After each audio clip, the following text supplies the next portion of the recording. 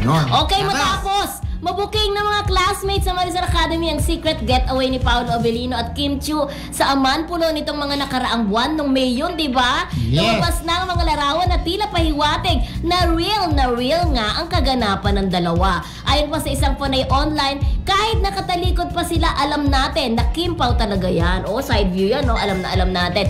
Excited na comment pa ng isa rito, totoo nga ang chismis. Nag-hyperventilate na ako sa kilig. Ngayon, ang inaantay na lang ng mga kamarisol natin ay ang paliwanag ng dalawa kung bakit nga ba may pag-getaway silang banding. Ano bang meron? Sasagutin ko yan, ha?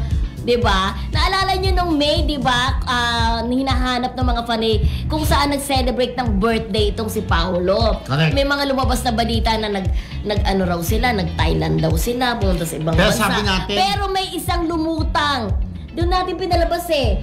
Diba? Na, yung may picture. Oo, may nag-leak na picture na parang silhouette. Oo, nakatalikod. Parang silhouette ang dating.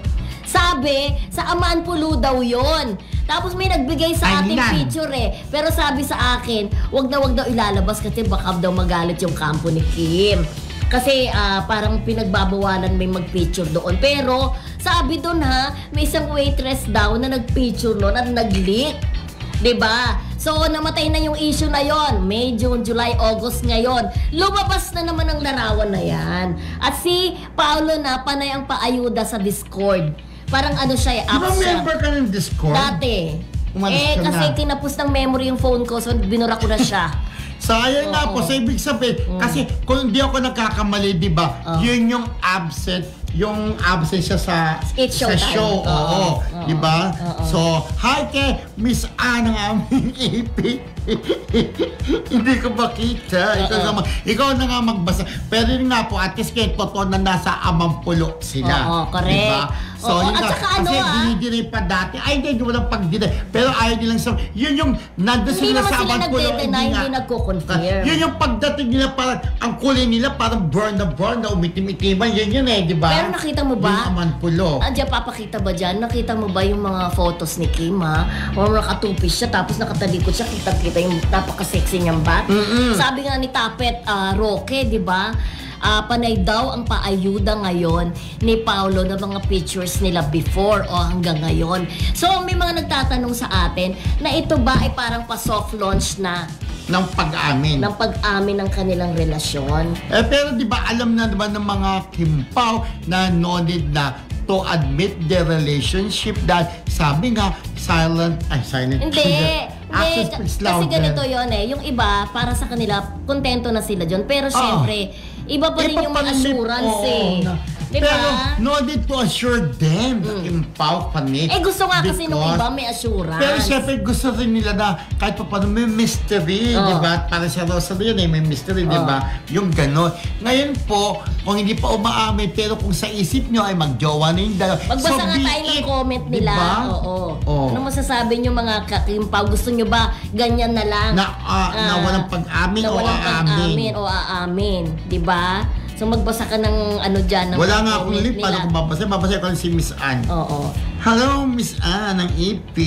Ay naku, tumaas ang ating low-key lang ang Kim Pao, just like Coco and Julia, walang inamin. Pero dalawa na ang anak. Siyempre wala pa naman anak. Wala pa naman pag-amin. Tsaka wala pa rin naman. Ikaw talaga, wala naman pag-amin. Josefina Bugarin. Mananatiling ito. Kasi wala naman pag-amin po. Tama. Diba? Tama. Correct. Keep going, sabi nga, di ba? Keep going. Pero yun nga, wala namang pag-amin ban sila. Pero sa isip na kanilang mga palitaga, mag-jowa na sila, di ba? Kagaya tayo, alam natin na mag-jowa. Pero ayaw natin pangunahan ng Kim Pao. Ang chismis na kay Coco at Julia, hanggat walang pag-amin, hindi po natin pwedeng sabihin totoo yun. Kasi sinasabi nila dati, anak na yung bata na gumanap na sa serye ni Julia. Sabi hindi po ni nila yung anak. Revelyn Starkey, sana aamin sila para matahimik na ang mga bashers at haters. Kasi actually meron mga nagsasabi, ay nako, hindi naman totohanin ni Paolo. Hindi, totohanin po yun ni Paolo. Lalo yun ang ganda-ganda ngayon ni Kim, di ba? Sexy na sabi mo, di ba? Correct. Yung nakita sabi mo. Naman ni C2LT Justin John Author 3CL. Ay, Diyos ko, ang haba naman ng name nito. Ayon.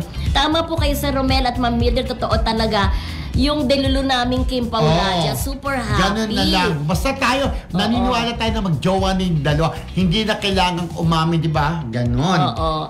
Ayan, si May Plantig. Hi, May andyan Plantig, din. friendship. Maria Teresa Sumayang. Ayan. Marina Corazonera, Mami Amores. Hello. Okay. Ate, Ebon too. Oo. Anyway. Ay, pero congratulations pala, hindi siya nakarating. Super busy kasi, di ba, si Kim? Ay, Kagabi oo. ay nanalo siya as Best Female TV host para sa programa Yes. Showtime. Congratulations. Hindi po nakarating kasi merong previous appointment. Correct. Pero yun nga po, kinukuha na ng kanyang manager ang trophy, sabi. Oo. Pwede nyo raw makuha yung trophy. Chinata ko lang. Pwede nyo na po Hindi. kunin. Kunin mo na tapos ilalagay Ay, natin oo. dito kasi daw gusto daw makita ng mga Kimpa. Okay. Sa Gusto kuko niyo pang namin to. makita. Kinukuha na ng manager. Sasabi ko sa manager, huwag niyong kunin. Ay, sa bagay, nanonood Sabi ng mo mga sa Kim manager Pao. ni Kim, pwedeng pakidaan ni Kim dito sa Iba na studio. pala manager niya. Sino?